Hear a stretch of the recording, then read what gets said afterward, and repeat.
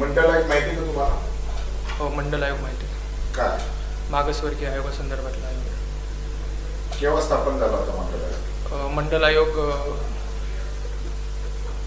मेहता सरकारच्या काळात झालं स्थापन.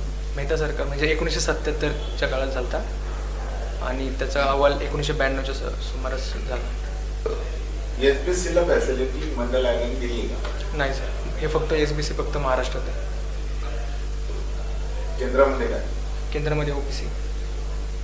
मग ओबीसींना किती टक्के आरक्षण द्यावं असं मंडळ आयोगाचं म्हणणं आहे?